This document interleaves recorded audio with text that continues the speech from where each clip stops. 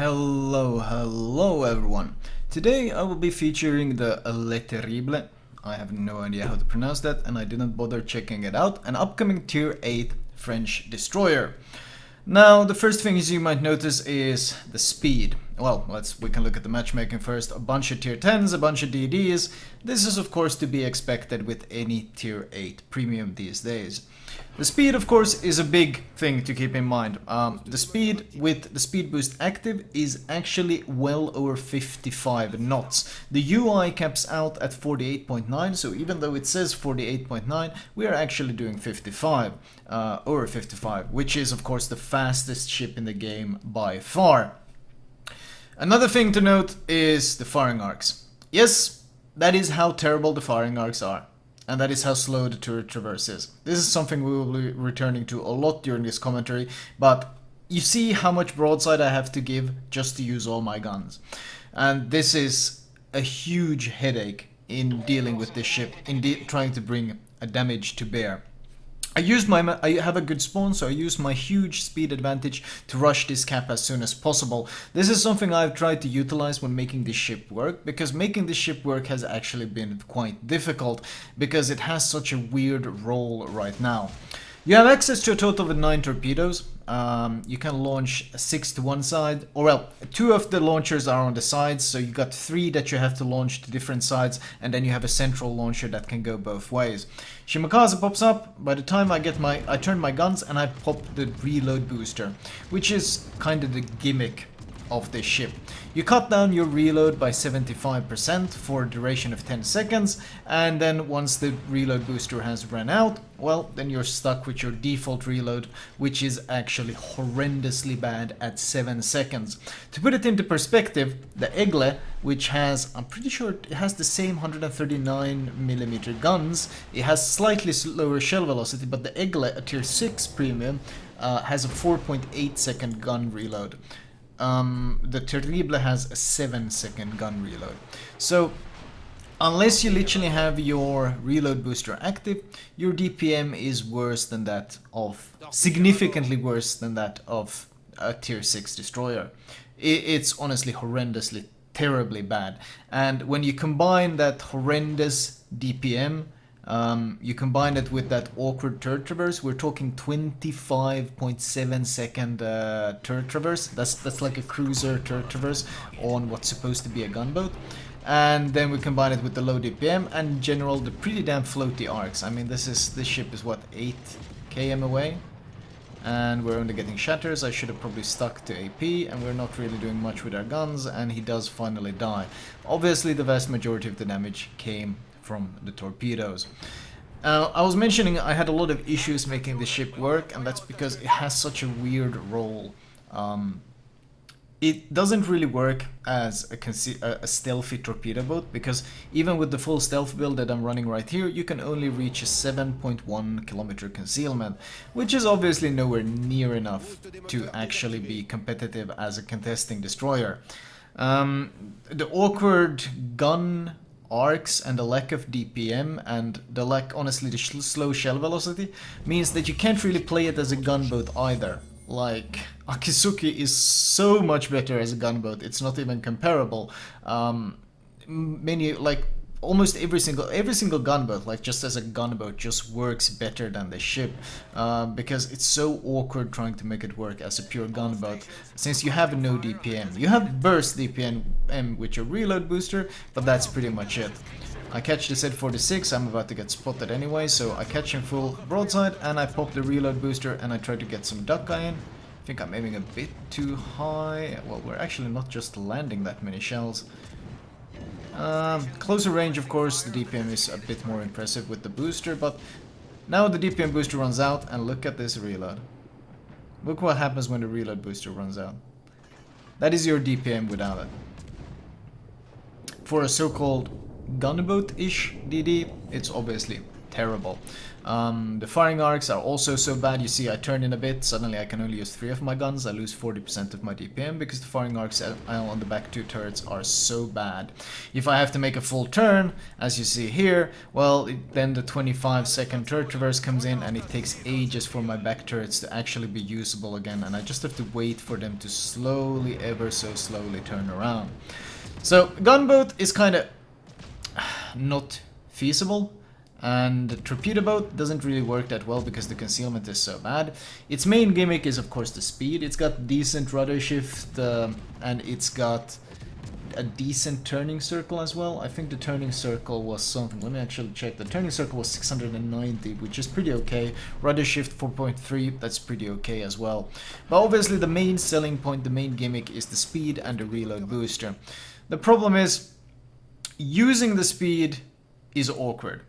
Because most of the time, like for example the Kaba, I need to put this into perspective, a ship like the Khabarovsk, the speed is so useful on the Kaba because it's such a good DPM ship that you sail around and you constantly pump out a lot of damage, and at the same time you use your speed to avoid taking damage. But sailing around in the Terrible and gunboating is so underwhelming because the damage is so underwhelming. Now the fire chance is pretty good. I think the base fire chance is 10%, which is a pretty decent fire chance, especially of course if you pop the reload booster. But it's still just underwhelming. That's really what it comes down to. And if someone manages to, like for example here I see a Loyang, I pop the reload booster to start putting some damage in, and just as I do that he gets undetected. I couldn't have predicted that was going to happen, or maybe I could have read into it, but situations like this where you waste your reload booster, and I'm already completely out of my reload boosters. I'm completely out of them. So at this point I have no further ways of enhancing my damage, and I'm stuck with this 7-second reload with this awful arcs and shell velocity and everything combined, and it just...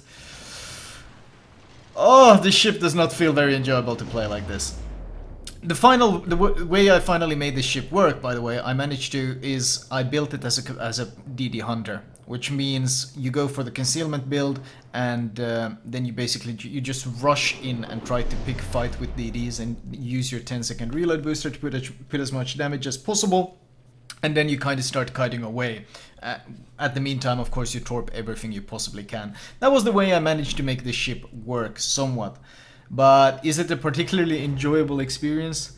No, not really, which is kind of silly because I really love fast ships. I love ships that have... I like ships that can move around the map very quickly. I love them. So this is the fastest ship in the game, so I should love this ship. But they've actually managed to make it such a awkward experience that I really can't enjoy playing this ship too much. The whole concept of all its damage being tied to a gimmick consumable is horrible. If your reload consumable isn't up, your gun power is so horrendously underwhelming. And then when the reload booster is up, then you feel like, then you got like 10 seconds of feeling like a strong ship, and then it runs out and you're back to being like this pitiful little pea shooter. It's... I think they put way too much emphasis on the consumable. I can support the idea of a consumable that enhances your combat prowess. I can absolutely support this idea, but the ship can't be completely reliant on it. They really need to tweak those numbers. Like, instead of giving us a 25% booster or 75% booster, balance it so that it gives us a 25% reload booster, and then buff the base reload so that you can still make yourself stronger in combat by using it, but you don't rely on it. Like this, look at my DPM now that I don't have this. Look at this reload. It is so sad and so slow. A ship that you can't make a ship reliant on a consumable to basically do one of its primary roles, which is gunboating. I don't like this design at all. Tweaking the numbers is something I will highly suggest. They give it a better reload, and then they make the booster something like 25% or 30% or whatever. Still a significant improvement, but not something that leaves the ship feeling basically crippled when you don't have access to that. Consumable. So that design decision is something I quite disagree with. The torps are quite stealthy. The torps have, I think, a 1.5 minute reload, 90 seconds I think it was. Of course, with the build you can cut that down, with AR you can reduce that. The damage on the torps, however, is only 14.8 per torp. So this Montana, for example, that pushes in, yeah, it was 1.5 minutes on the torps by the looks of it.